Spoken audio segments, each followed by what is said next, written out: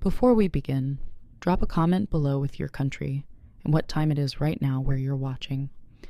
Whether it's sunrise in Nairobi, midnight in New York, afternoon in Canada, or evening in France, I want to know. Don't just sit back. Tell me where in the world you are. Now let's dive into the story. Elara's knees hit the dirt so hard she tasted blood from biting her tongue. The silver chains burned her wrists like fire against bare skin. Around her, the entire Shadowpine pack stood in a circle, watching. Not one of them met her eyes. Not her cousin. Not the woman who'd braided her hair as a child. Not even her own brother, Dane, whose gambling debts had put her here. The autumn wind carried the smell of pine and her own fear. She wore the same faded blue dress she'd worn to serve breakfast that morning, never imagining she'd be on her knees by sunset.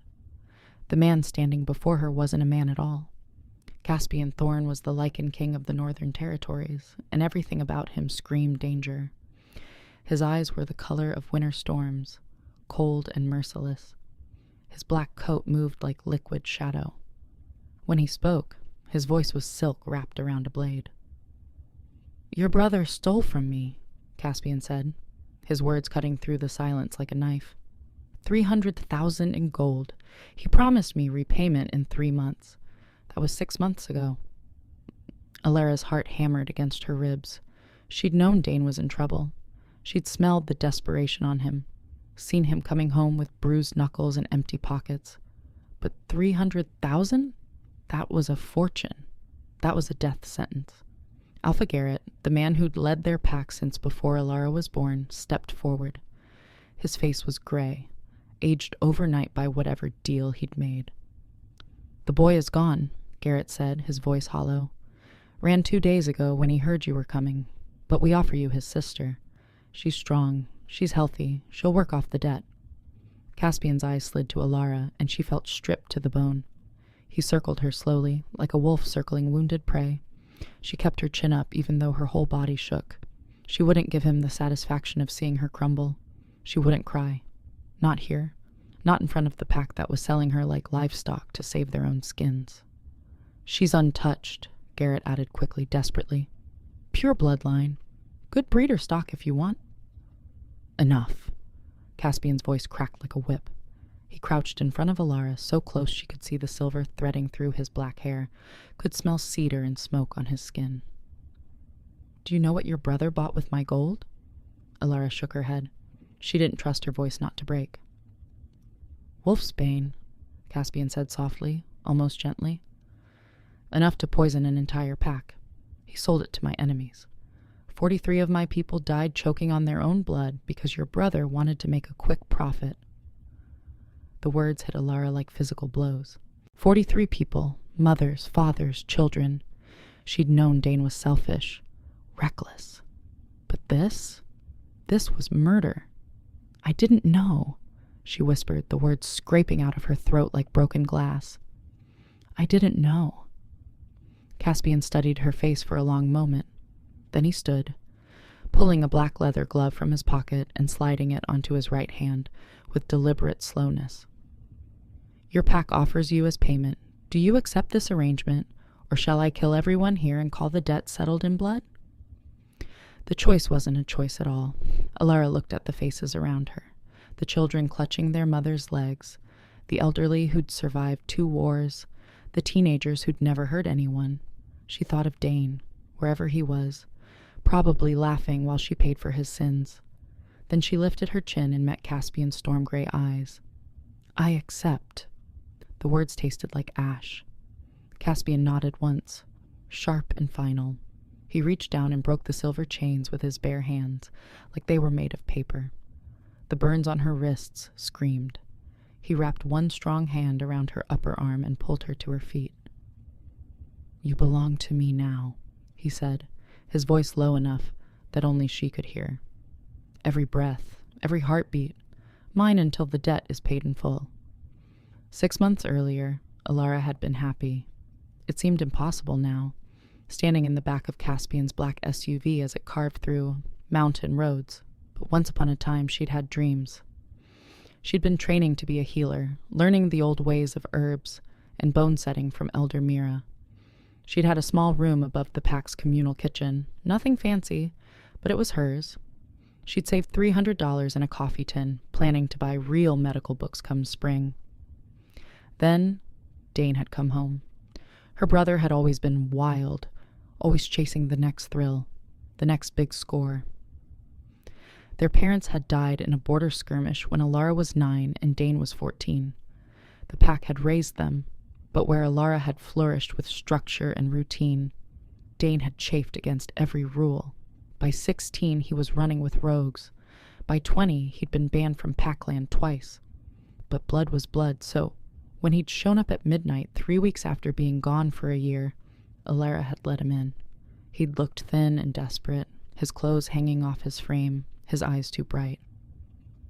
"I just need a place to crash for a few days," he'd said, and like a fool, she'd believed him. Like a fool, she'd covered for him when Alpha Garrett asked questions. Like a fool, she'd given him money from her coffee tin when he said he needed to settle a small debt. She'd given him everything, and he'd repaid her by selling poison and running when the consequences came calling. The SUV hit a pothole, and Elara's head cracked against the window. She bit back a yelp. Caspian sat in the front passenger seat, speaking low into a phone in a language she didn't recognize. His driver was a woman named Nyx, all sharp, cheekbones and sharper eyes, who'd barely glanced at Elara before starting the engine. "Where are we going?" Elara finally asked, her voice small in the expensive leather interior. Caspian finished his call and turned to look at her. In the dim light from the dashboard, his face was all harsh angles and shadow. "My territory, the Thornwood estate. You'll work there until your brother's debt is satisfied." "How long will that take?" The question came out before she could stop it. Caspian's smile was cold and humorless. "At current pack wages for an unskilled Omega? Approximately 47 years.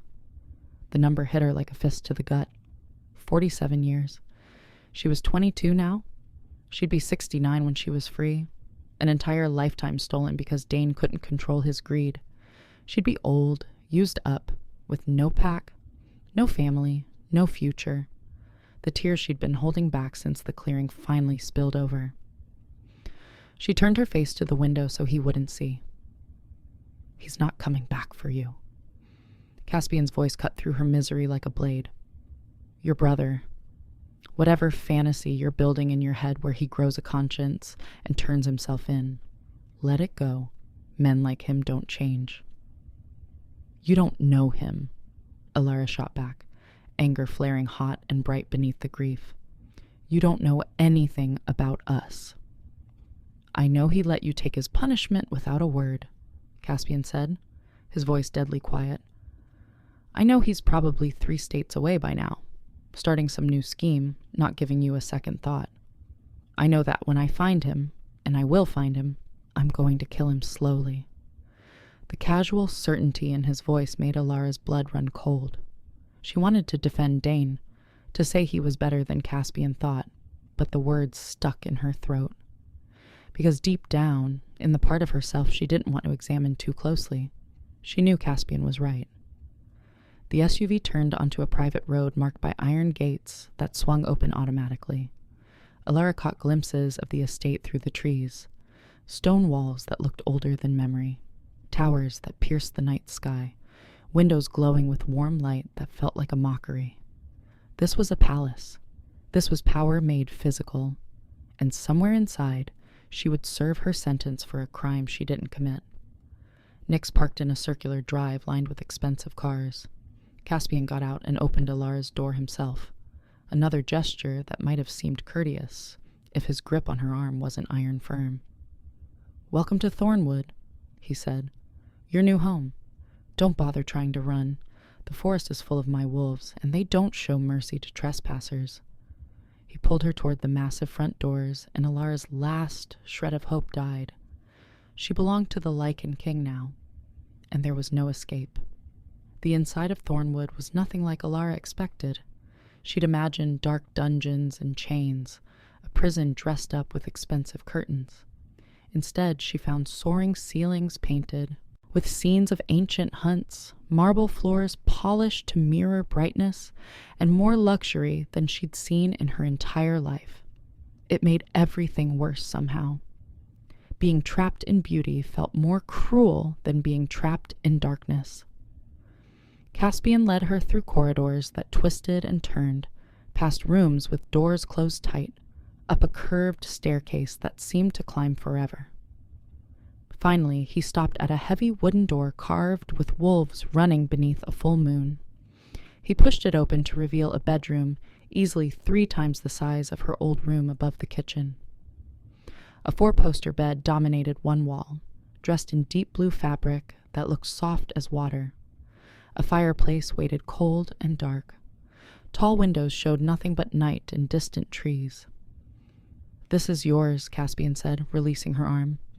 Elara rubbed the spot where his fingers had pressed. She'd have bruises tomorrow. "I don't understand." The words came out confused, wary. This didn't match the threats, the chains, the talk of 47 years of servitude. Caspian leaned against the doorframe, studying her with those unreadable storm eyes. "Did you think I'd lock you in a cell? I'm not a monster, Elara. You'll work, yes. You'll earn your keep.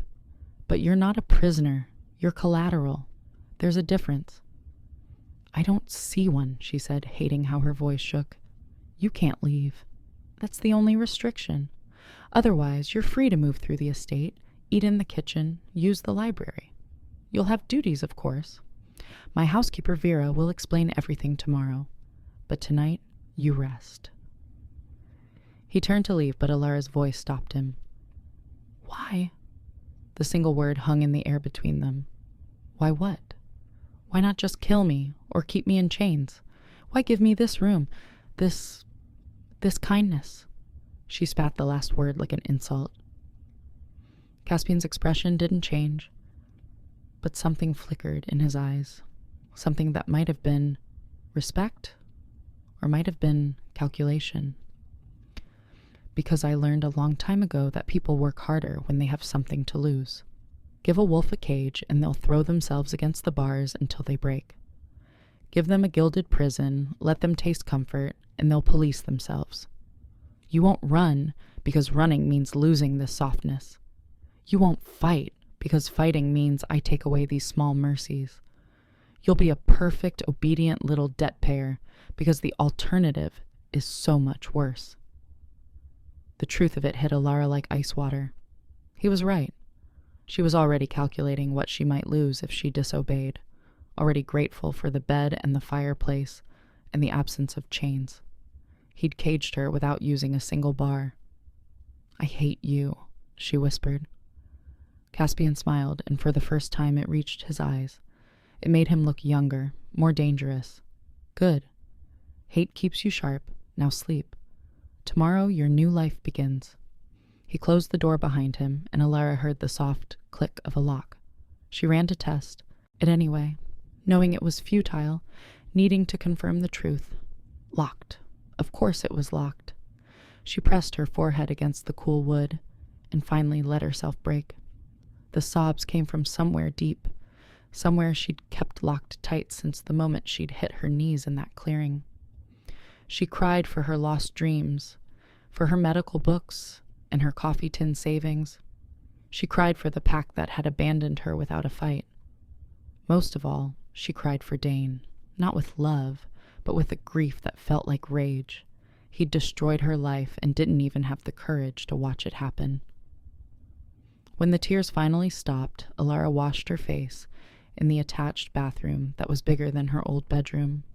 She found a nightgown laid out on the bed, soft cotton that smelled like lavender. Someone had anticipated her arrival, prepared for her like she was an expected guest rather than a prisoner. She changed mechanically, climbed into the massive bed, and stared at the ceiling. 47 years. The number echoed in her head like a death sentence.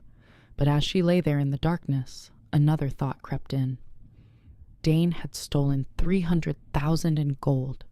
If she could find a way to earn money, real money, not pack wages, maybe she could pay down the debt faster. Maybe she could buy back years of her life. It was a fragile hope, barely more than a whisper, but it was something. And right now, something was all she had. Elara closed her eyes and began to plan. She might be collateral, might be trapped in this gilded cage, but she wasn't broken. Not yet. The Lycan King had made a mistake giving her comfort, because now she had something worth fighting for.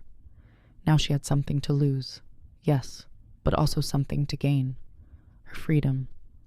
And she'd do whatever it took to win it back.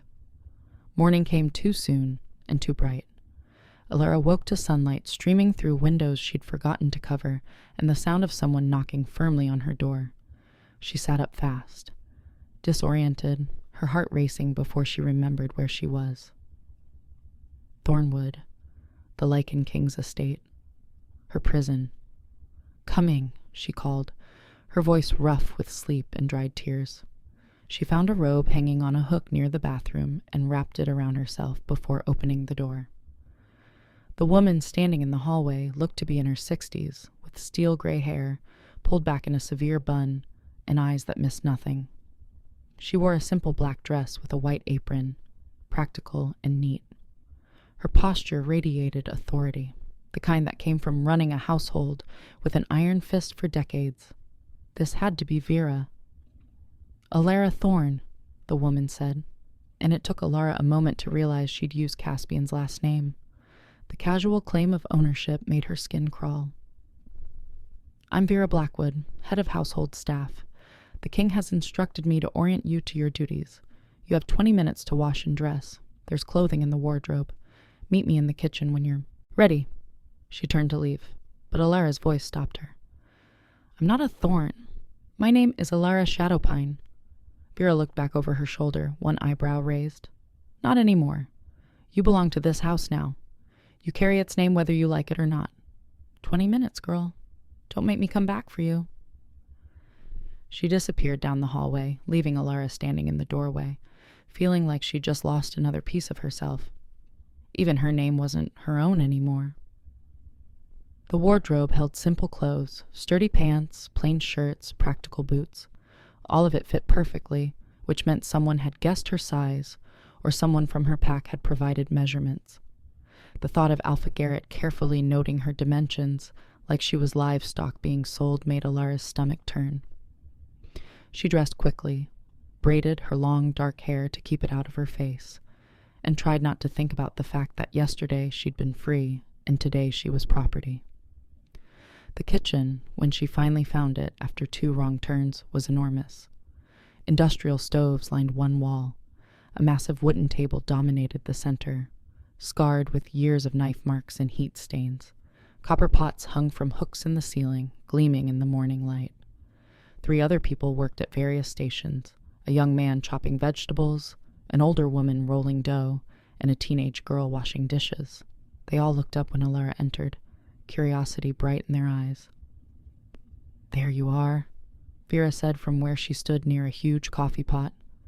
She poured dark liquid into a mug and thrust it at Elara. "Drink. You look like death." Elara took the mug gratefully. The coffee was strong and black, exactly what she needed. "Thank you." "Don't thank me yet. You're here to work, not sip coffee and admire the scenery. Your duties are as follows. You'll assist in the kitchen from 5 a.m. until noon. Prep work, cleaning, whatever needs doing. Afternoons, you'll work in the laundry, handling the king's personal items. Evenings, you're free unless specifically summoned. You'll eat with the staff, sleep in your assigned room, and speak to no one about pack business or the king's private affairs. Questions?" Elara had 1,000 questions, but she focused on the most important one. "Am I being paid?" Vera's expression didn't change, but something like respect flickered in her eyes. "Smart girl. Yes. Minimum pack wage, same as any Omega worker. $50 a week. $50. Elara did the math quickly in her head. $50 a week was $2,600 a year, against a $300,000 debt. She'd be here forever.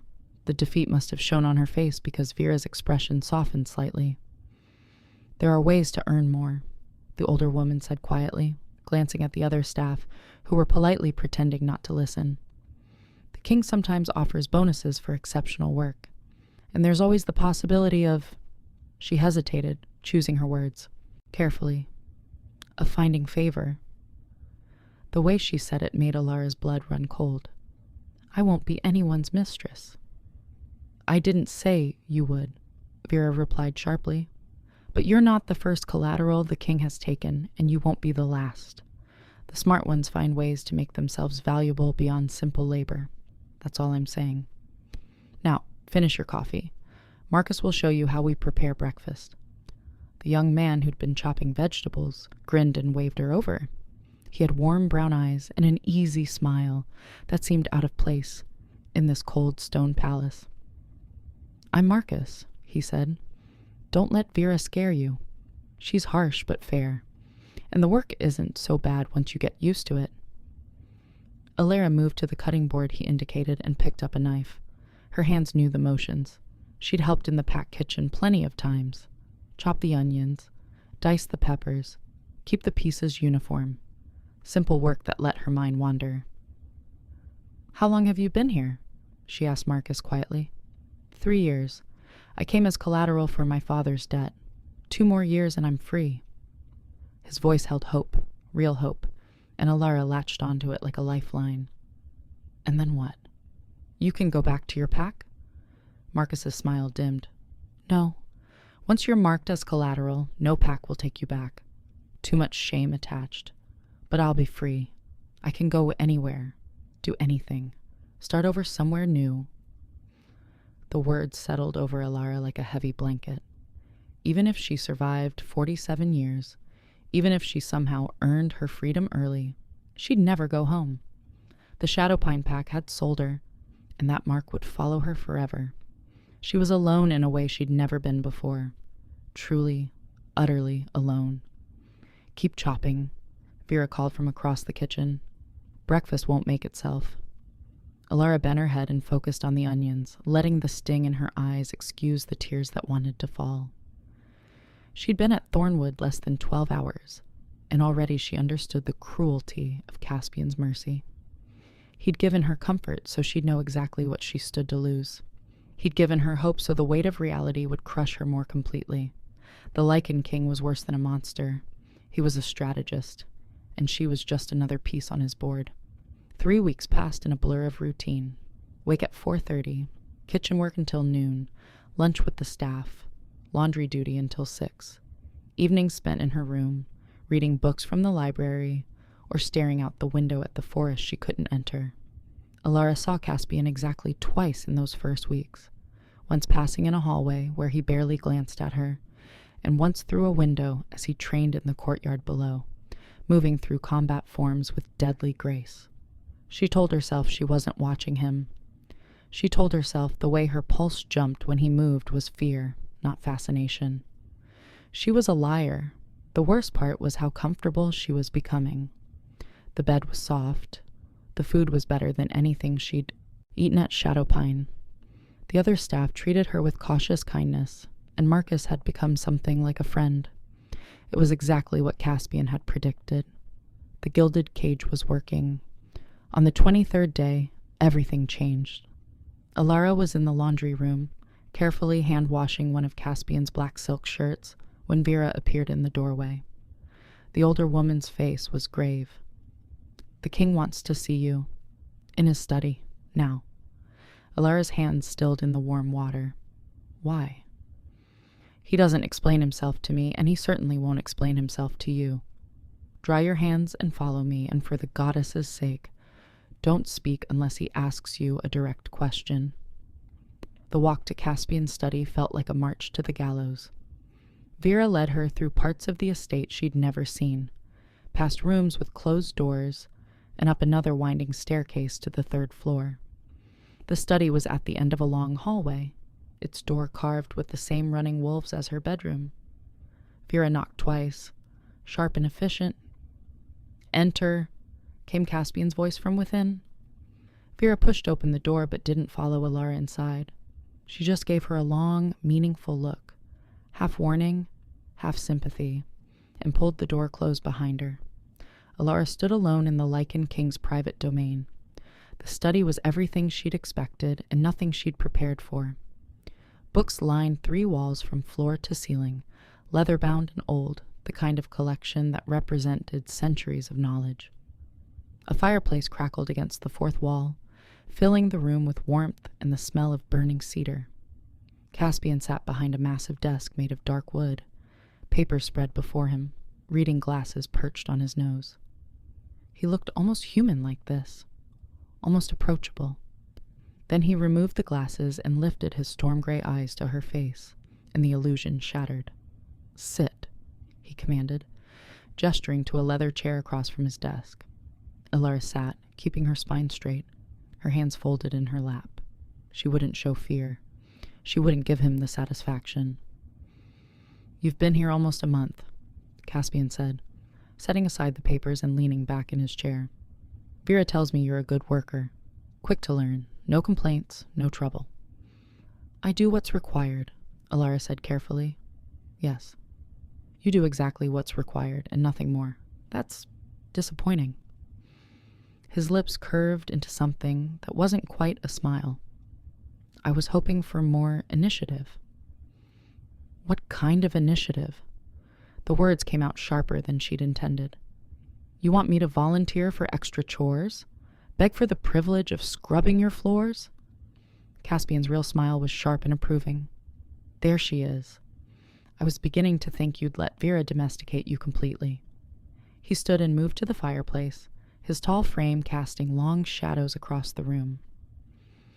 "I didn't call you here to discuss laundry schedules. I called you here because I received interesting news today. About your brother." Elara's heart stopped. "Dane? You found him?" "Not yet, but I know where he's going to be.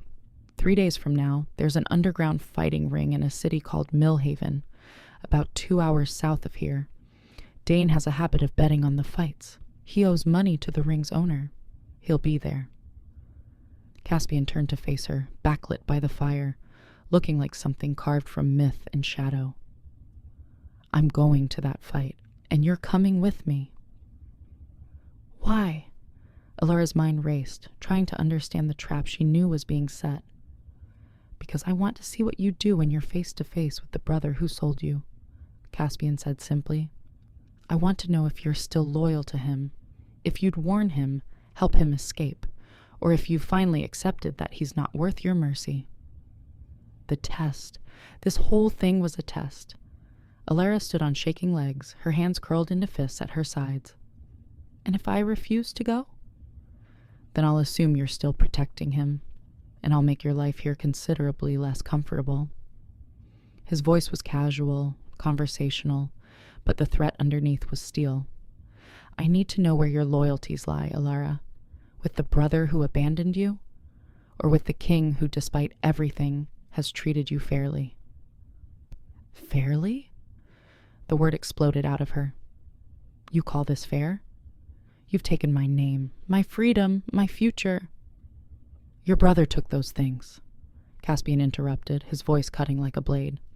"I'm just the one collecting the debt. Don't confuse the two." Silence fell between them, broken only by the crackle of the fire. Elara's breath came fast and hard, her wolf pushing against her skin, wanting to break free, wanting to fight or flee. But there was nowhere to run. There never had been. "When do we leave?" she finally asked, the words tasting like surrender. Caspian's smile was satisfied, triumphant. "Tomorrow night. Wear something you don't mind getting dirty. Underground fight clubs aren't known for their cleanliness." He returned to his desk and picked up his papers, dismissing her without another word. Elara stood there for a moment, feeling the weight of what was coming. In 3 days she would see Dane again, the brother she'd loved her whole life, the brother who destroyed her without a second thought.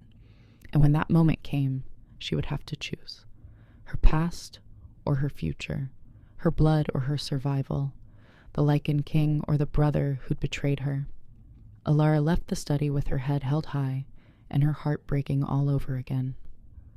The drive to Millhaven happened in near silence. Caspian drove himself this time, Nyx left behind at the estate. Elara sat in the passenger seat wearing dark jeans and a black leather jacket that Vera had provided. Borrowed or bought, she didn't know and didn't ask. The clothes felt like armor, like she was preparing for war. Maybe she was. The city appeared out of the darkness, like a wound in the earth. Neon signs reflected in rain-slicked streets. Groups of rough-looking wolves prowled corners, eyeing the expensive car with calculation and hunger. This was rogue territory, the kind of place where pack law didn't reach and survival meant being stronger or meaner than everyone else. Caspian navigated the streets like he'd been here 100 times, probably had. A Lycan King didn't maintain power by staying in his palace. He maintained it by knowing every dark corner of his territory. The Fight Club operated out of an abandoned warehouse on the waterfront. No signs marked its location, but the steady stream of people disappearing into a rusted side door told Elara everything she needed to know. Caspian parked 2 blocks away in an alley that smelled like garbage and desperation. He turned to face her, his expression serious in the dim light from the dashboard. "Rules," he said. "You stay within my sight at all times. You don't speak to anyone unless I tell you to. You don't approach your brother even if you see him. You're here to observe, nothing more. Break these rules, and I'll assume you're working with him. Understand?" Elara nodded, not trusting her voice. Her hands shook in her lap, and she clasped them together to hide the tremor. "Good. And Elara?" He waited until she met his eyes. "If he runs, I will catch him. Tonight ends in blood one way or another." The warehouse interior was exactly as brutal as Elara expected. A fighting ring dominated the center of the space, circled by a screaming crowd 3 deep. Blood stained the canvas floor. The smell of sweat and violence hung thick in the air. Bets changed hands openly. Cash and drugs and promises of worse things. This was where wolves came when pack law failed them. This was the bottom, and it looked like hell. Caspian moved through the crowd like a predator among prey. People noticed him. How could they not? Everything about him screamed power and danger. But no one challenged him. No one was that stupid. He found a spot with a good view of both the ring and the crowd, positioning Elara slightly behind him. Protective. The gesture felt strange coming from the man who'd taken everything from her. The fights were savage. No rules, no referees, just 2 wolves trying to destroy each other for money and pride. Elara forced herself to watch, searching the crowd for Dane's familiar face. She spotted other people she recognized, rogues who'd passed through Shadowpine, a few exiled pack members she'd seen from a distance. Then she saw him. Dane stood near the betting table, his face thinner than she remembered, his eyes wild and bright with whatever substances were keeping him upright. He wore clothes that had been expensive once, now dirty and torn. His hands moved constantly, checking pockets, counting money that wasn't there, the nervous energy of an addict between fixes. Elara's wolf howled inside her chest. This was her brother, her blood. The boy who'd taught her to climb trees and catch fish and laugh at their mother's terrible cooking. The man who'd sold her to save himself. "You see him," Caspian said quietly. It wasn't a question. "Yes." The word scraped out of her throat. "Stay here." Caspian moved into the crowd before she could respond, cutting through the masses with purpose.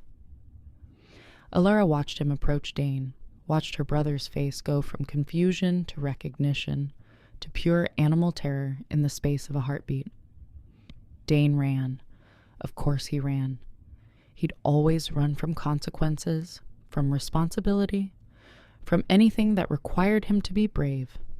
He shoved through the crowd, knocking people aside, heading for a back exit that Elara saw was blocked by 2 of Caspian's wolves. How long had they been here? How carefully had the Lycan King planned this trap? Dane changed direction, spotted another exit, lunged for it. That's when Elara moved. Not toward her brother, toward the exit he was running to. She reached it 3 seconds before he did and stood in his path. "Elara?" Dane skidded to a stop, his eyes wide and shocked. Up close, he looked worse. Track marks on his arms, scars on his face, the wreckage of a man who'd destroyed himself chasing the next high. "Get out of the way." "No!"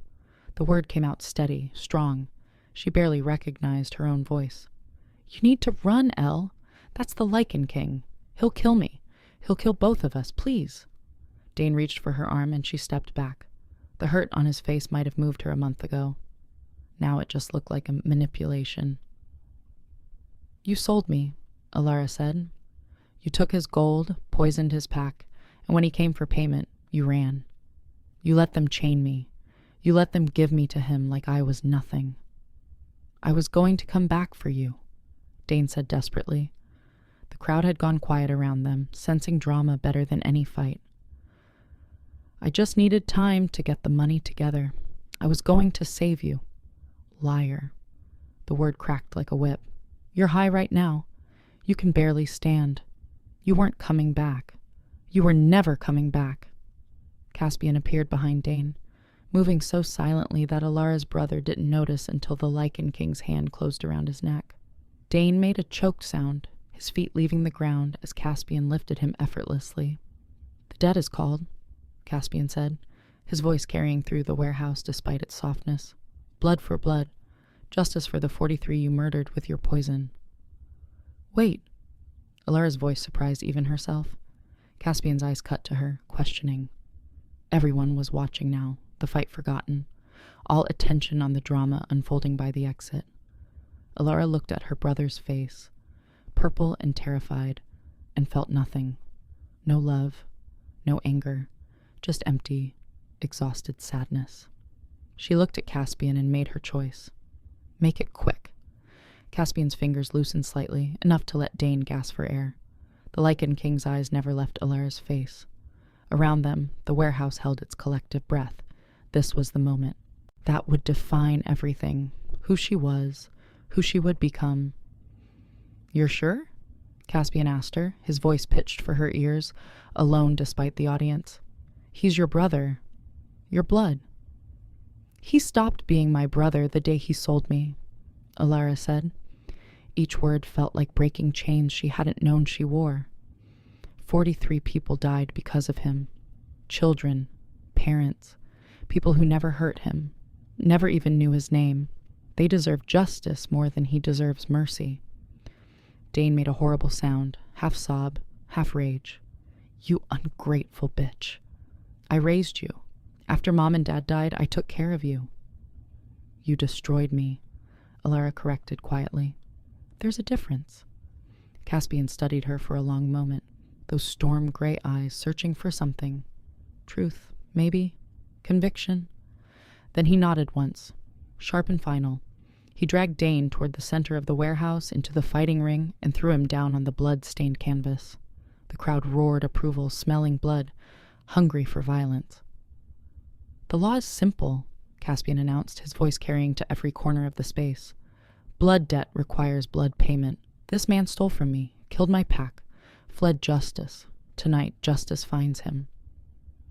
He looked at Elara, and she understood what he was offering, what he was demanding. "Step into the ring." Elara's legs moved before her mind fully processed the command. She climbed through the ropes, her heart hammering against her ribs. Dane scrambled backward, his face a mask of disbelief. "Elle, no, please.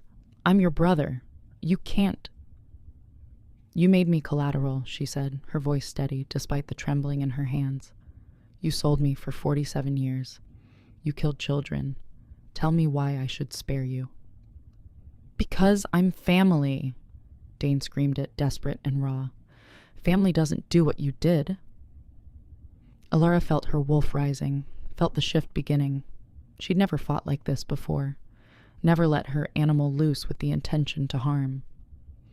But she thought of Caspian's pack, of 43 wolves choking on poison, dying in agony because her brother wanted easy money. She thought of her own chains, her own humiliation, her future stolen. She let the rage consume her. The transformation took seconds. Her body broke and reformed, pain giving way to power. She landed on 4 paws, her wolf larger than Dane's, built for endurance rather than speed. Across from her, Dane shifted too, but his wolf was thin and weak, ravaged by drugs and poor choices. The fight lasted 3 minutes. It felt like hours. Dane lunged first, all desperation and no strategy. Elara met him head on, her jaws closing around his throat. Not to kill, not yet, to establish dominance, to make him submit. He yelped and twisted away, leaving blood on her muzzle. He tried to run. She knocked his legs out from under him, tried to surrender. She pinned him to the canvas, her weight crushing the air from his lungs. The crowd screamed encouragement. Bloodlust filled the air like smoke. Elara looked into her brother's eyes, yellow and terrified, and saw nothing she recognized. This wasn't the boy who'd taught her to fish. This was a stranger wearing her brother's face, a monster who'd destroyed everything good in his life because he was too weak to change. She thought Caspian would stop her, would pull her off, take over, deliver the killing blow himself. But when she glanced up, she saw him watching her with something like respect, like pride. This was her choice, her justice, her moment. Elara's jaws closed around Dane's throat one final time. He didn't fight. Maybe he knew this was always how it would end. Maybe he was relieved. She never knew. The blood tasted like copper and regret. When it was over, when Dane's wolf went limp beneath her and his eyes went empty, Elara shifted back to human form. She stood in the center of the ring, naked and painted with her brother's blood, and felt nothing. No triumph, no grief, just hollow, echoing emptiness. Caspian appeared beside her, draping his coat over her shoulders. It smelled like cedar and smoke, warm from his body heat. He turned her to face him, his hands gentle on her shoulders, despite everything. "It's done," he said quietly. "The debt is paid. You're free." The words took a moment to penetrate. Free. The debt was paid. She'd been at Thornwood for less than a month, and she was free. "What?" The question came out confused, disbelieving. "Your brother owed me 300,000. His life is worth that. The debt is settled. You can go." Caspian's expression was unreadable, but something flickered in his eyes, something that looked almost like regret. Elara looked down at her hands, still stained red, looked at the body in the ring, her brother, her blood, dead by her own violence, looked at Caspian, the Lycan King who'd orchestrated this whole brutal reckoning. "Where would I go?" she asked softly. "My pack won't take me back. Collateral is collateral, and now I'm also my brother's killer. There's nowhere for me." "Anywhere you want." Caspian's voice was firm, but she heard the offer underneath, the question he wasn't quite asking. "You're not collateral anymore. You're not bound to me. You're free, Elara. Truly free." She could leave. Get in a car, drive away, start over somewhere new. Be no one, owe nothing, carry only her own shame and grief. Or she could stay. Return to Thornwood. Keep working in the kitchen and the laundry. Keep living in her beautiful room with the carved wolves on the door. Keep existing in the orbit of the Lycan King who'd seen her at her worst and offered her freedom anyway. Elara met Caspian's storm-gray eyes and made her choice. "I want to go home." "To Shadowpine?" "No, to Thornwood. That's home now." The drive back to Thornwood was different from the drive to Millhaven. Elara sat in the passenger seat wearing Caspian's coat over borrowed clothes from the warehouse manager, her hands finally clean of blood, her mind spinning with the weight of what she'd done. She'd killed Dane, her own brother, and she didn't feel guilty. That was the part that scared her most, not the act itself, but the absence of regret. Caspian drove in silence for the first 30 minutes. Then, as they hit the highway heading north, he spoke. "You didn't have to do it yourself. I would have handled it." "I know." Elara watched the lights of passing cars, hypnotic and endless. "That's why I did. He was my responsibility, my burden. I needed to be the one to end it. Most people can't kill family, even when they deserve it. Maybe I'm not most people anymore." Caspian glanced at her, his profile sharp in the dashboard light. "No, you're definitely not." They fell back into silence, but it felt different now, comfortable almost, like something had shifted between them in that blood-soaked warehouse, Like the debt being paid had freed more than just Elara's future. It had freed them both from the roles they'd been playing. Master and collateral. King and prisoner. Those masks didn't fit anymore. You said you wanted to go home, Caspian said as Thornwood's gates appeared ahead. To the estate. But you're not collateral now. You're not required to work. I can set you up with money, help you find a place in the city, give you recommendations for... I want to stay, Elara interrupted. At Thornwood. With the staff. With... She hesitated, then pushed forward. With you. The car stopped in the circular drive. Caspian turned to face her fully, his expression cautious. Why? Because I don't know who I am without this place anymore, Elara admitted. A month ago, I was Elara Shadowpine, pack healer in training, Dane's sister, someone with a future and a purpose. Now, I'm just Elara. No pack, no family. The only thing I have is the identity I built at Thornwood. I'm not ready to give that up. You killed for me tonight. Caspian's voice was soft, almost gentle. You took a life to satisfy my justice. That's not nothing. That creates a bond whether we want it or not. I didn't kill for you. Elara met his eyes steadily. I killed for the 43 wolves who died because of my brother's greed. I killed because it was right. If that created a bond, then I'll carry it. But I'm not staying because I owe you. I'm staying because I choose to. Something fierce and bright flashed across Caspian's face. Respect, maybe, or hunger. Then stay. Not as collateral, as pack, as one of mine.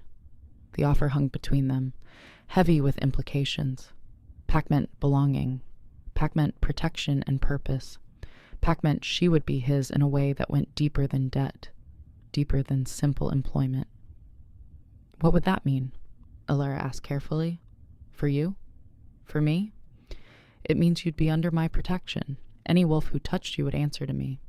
You'd have a place in the hierarchy, a rank, a voice. You'd train with my warriors, learn to fight properly, become more than just a kitchen worker. Caspian paused, his eyes searching hers. But it also means loyalty. Complete, unwavering loyalty. I don't tolerate betrayal in my pack. Ever. I betrayed my own brother tonight, Elara pointed out. Loyalty isn't my weakness. No, it's your strength. You're loyal to justice, to what's right. That's rare. That's valuable. He held out his hand, formal and serious. Join my pack, Elara. Be mine in truth, not in chains. Let me show you what you could become. Elara looked at his offered hand, at the strong fingers that had broken her chains and lifted her brother by the throat. Hands that had killed and protected in equal measure.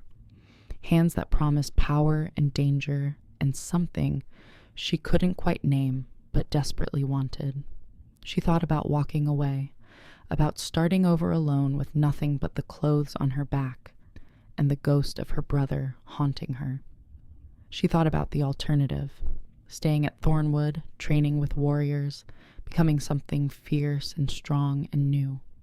She thought about Caspian's eyes watching her in the warehouse ring, the pride and hunger mixing into something that made her pulse race. She took his hand. I accept.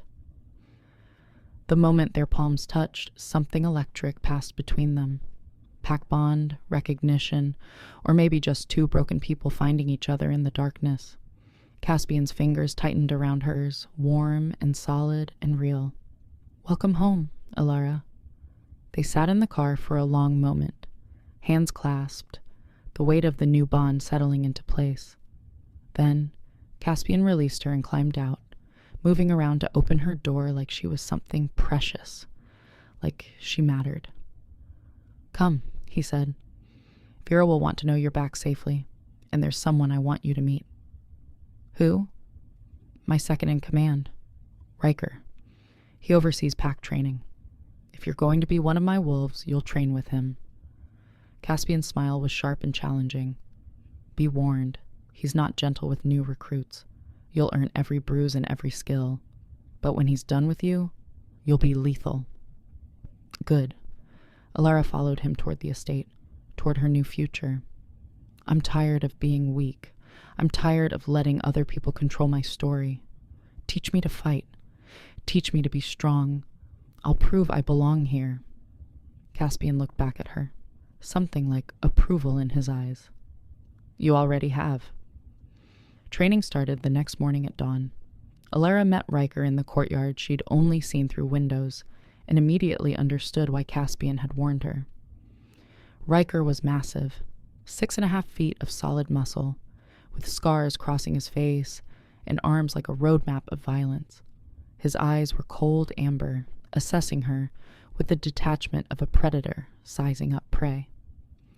"So you're the one who killed her own brother," he said by way of greeting. No pleasantries, no welcome, just brutal honesty.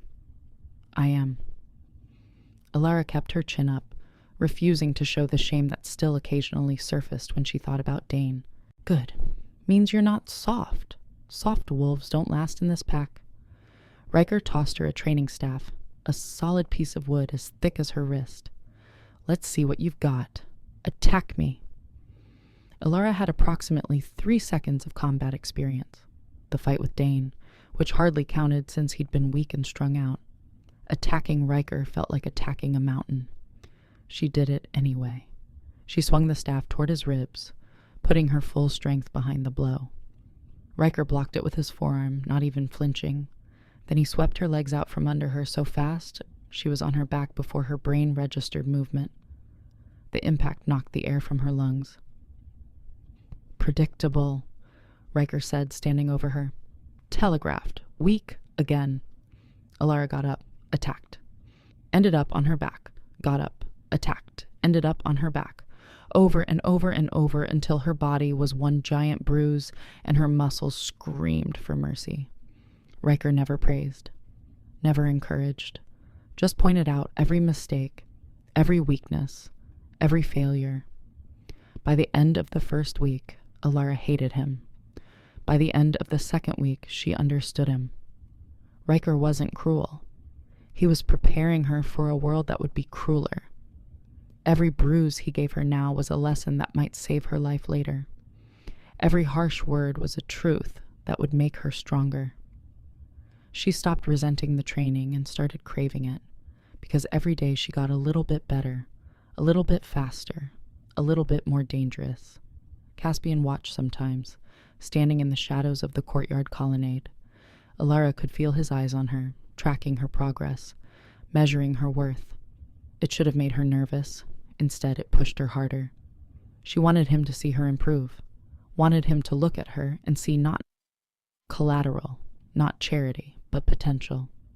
3 weeks into training, everything changed. Elara was sparring with Riker when she finally landed a hit, a quick jab to his solar plexus that actually made him grunt. It wasn't much, but it was something. "Better," Riker said, and coming from him, it felt like a standing ovation. "You're learning. Tomorrow we'll work on your wolf form. You shift like someone apologizing for existing. I want you to shift like you're declaring war." That night, Vera asked Elara to bring Caspian's dinner to his study. It was a break from routine. Usually one of the other staff handled the king's personal needs. But Vera gave her a significant look and a tray laden with food, and Elara didn't argue. She knocked on the study door at 8 o'clock sharp. "Enter," came Caspian's voice, sounding tired.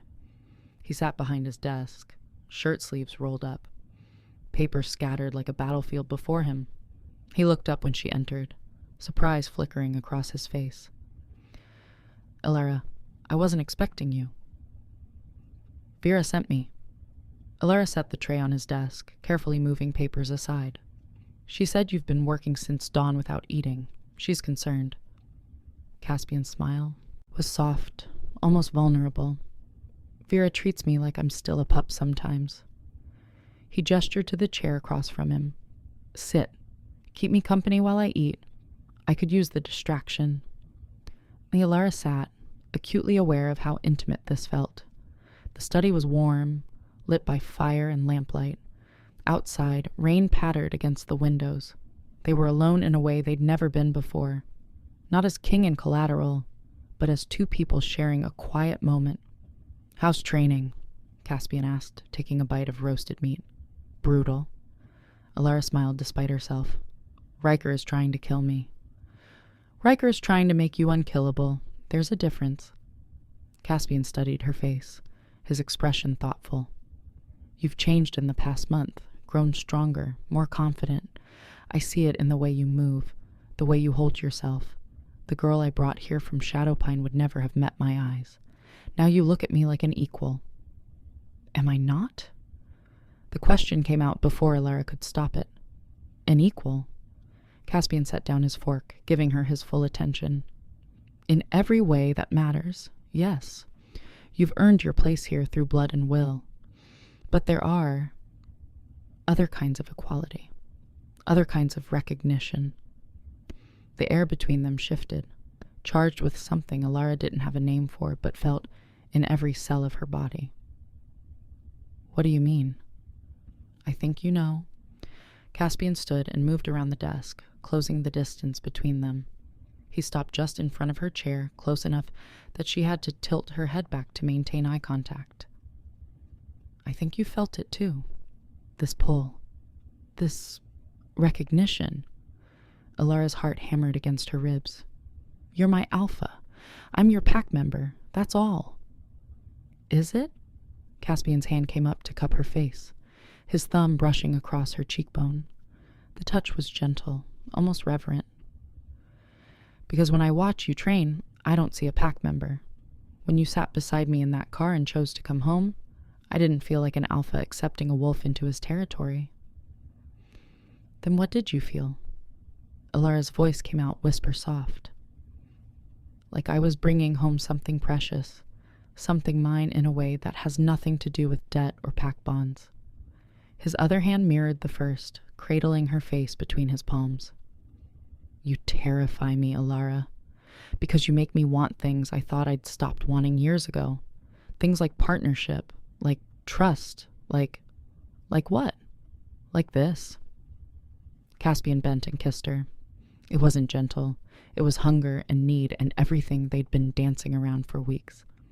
Elara's hands came up to fist in his shirt, pulling him closer, and when his arms wrapped around her waist and lifted her from the chair, she went willingly.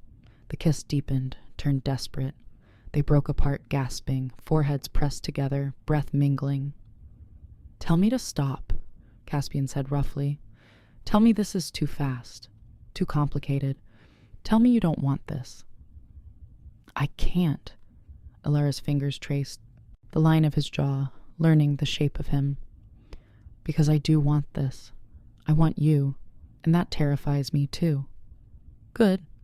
Caspian's smile was fierce and possessive. Fear means we understand the stakes, means we know this matters. He kissed her again, softer this time, but no less intense. You're mine, Elara, not because of debt, not because I claimed you, because you chose me, because we chose each other. In the warm study with rain falling outside and firelight dancing across ancient books, Elara surrendered to the truth she'd been fighting for weeks. She'd fallen for the Lycan King. And judging by the way he held her like she was the most precious thing in his world, he'd fallen just as hard. They had crossed a line tonight, and there was no going back. 6 months passed in a blur of training and transformation. Elara became what Riker and Caspian had promised. Lethal, confident, powerful. She earned her place among the pack warriors, fought in challenges, won respect through blood and skill. She was no longer the frightened Omega who'd been dragged to Thornwood in chains. She was something new, something fierce. But the changes went deeper than combat skills. She and Caspian had become inseparable. What started in the study that rainy night grew into something neither of them could deny or contain. They didn't hide their relationship. Caspian wasn't the type to hide anything, but they didn't announce it either. The pack simply knew. The way he looked at her across the training yard said everything. The way she stood at his right side during pack meetings declared her position. They were building something together. Something that looked a lot like forever, which was why, when Caspian called an official pack gathering on the spring equinox, Elara knew something significant was about to happen.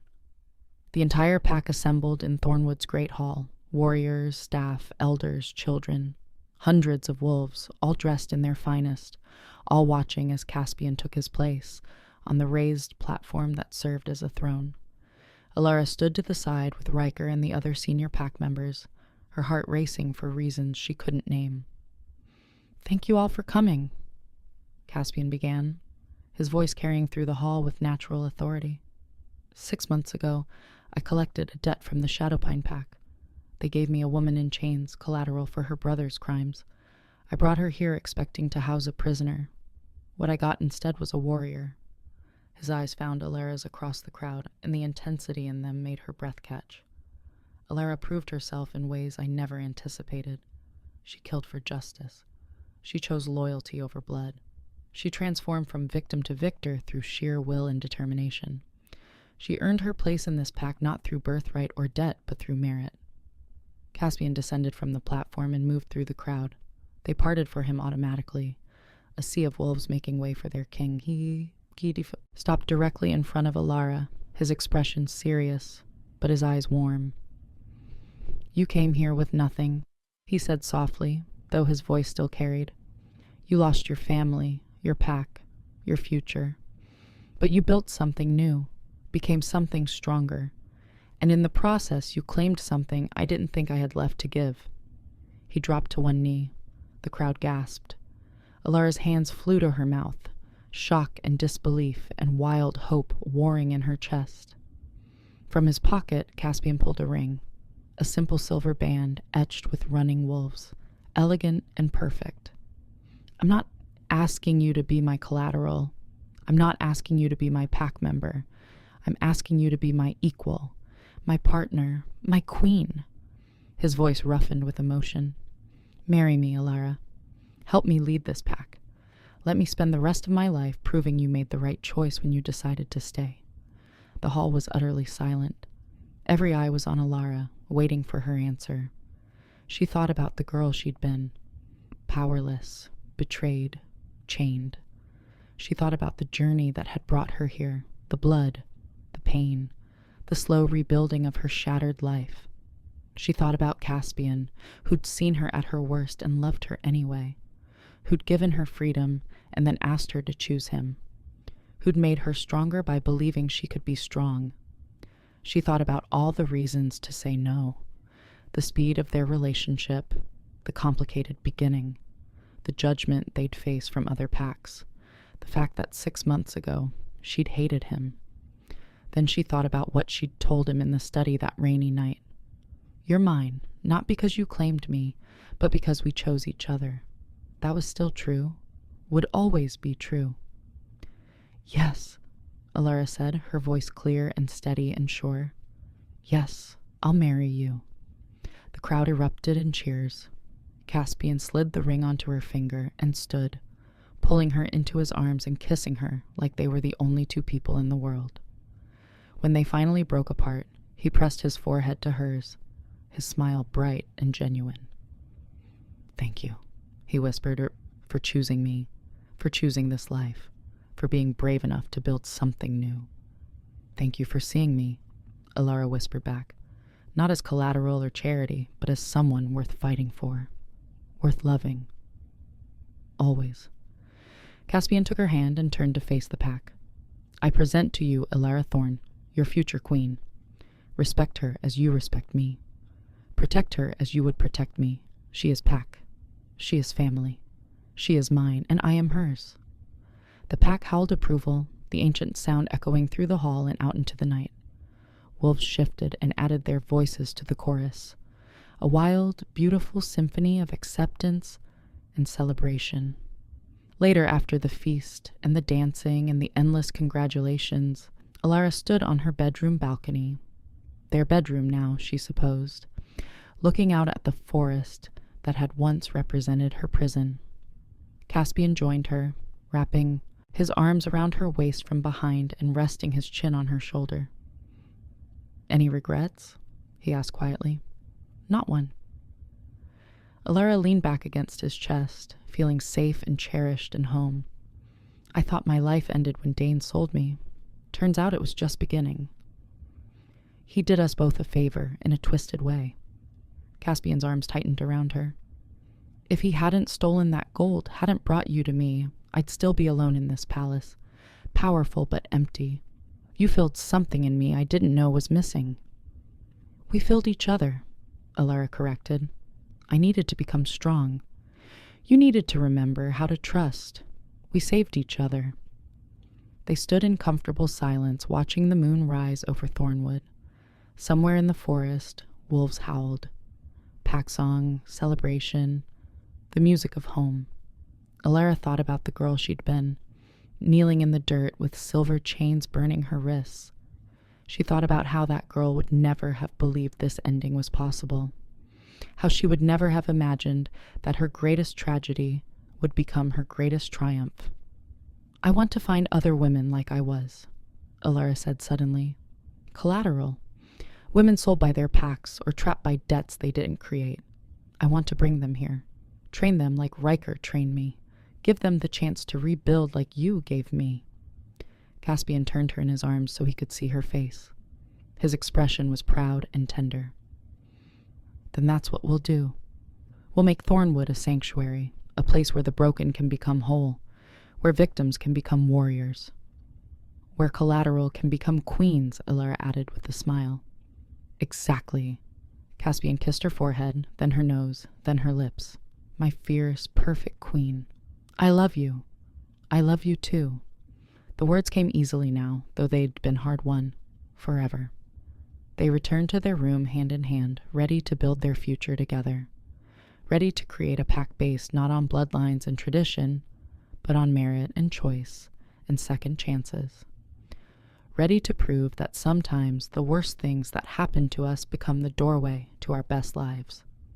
Elara Thorne, once collateral for a deadly debt, had claimed her crown, and she wore it like a woman who'd earned every jewel through blood, tears, and the absolute refusal to stay broken. The Lycan King had his queen. The pack had its future, and the girl who'd lost everything had found something then better than what she'd lost. She'd found herself, and that was worth more than all the gold in the world. From chains to crown, from collateral to queen, Elara's journey proves that our worst moments can become our greatest transformations. Sometimes the debts we pay open doors we never knew existed. Sometimes the king who claims us is the one who helps us claim ourselves. And that's Elara's story. From chains to crown, from broken to unbreakable. She walked into Thornwood as collateral and walked out as a queen. If this story moved you, if you felt every heartbreak and every triumph right alongside Elara, then smash that like button right now. Your like tells me you connected with this journey, and it helps this story reach others who need to hear it. Drop a comment below and tell me, what was your favorite moment? Was it when Elara faced Dane in that warehouse? When she chose to stay at Thornwood? Or that moment when Caspian got down on one knee? I want to know what hit you hardest. And if you've ever had to choose between loyalty to the past and freedom in the future, share your story. This community is built on real connection. If you're new here, hit that subscribe button and turn on notifications. I post powerful stories like this every single week. Stories about transformation, redemption, second chances, and characters who refuse to stay broken. You don't want to miss what's coming next. Share this video with someone who needs to hear it. We all know someone who's been underestimated, sold short, or counted out. Someone who needs to remember that their current situation doesn't define their final destination. Send them this story. Let Elara's journey remind them that they're stronger than they know. Remember, you're never just collateral in your own life. You're the author of your comeback. You're the architect of your transformation. And sometimes, the worst thing that ever happened to you is just the beginning of your greatest chapter. Until next time, stay strong, stay fierce, and never let anyone chain your potential. I'll see you in the next story.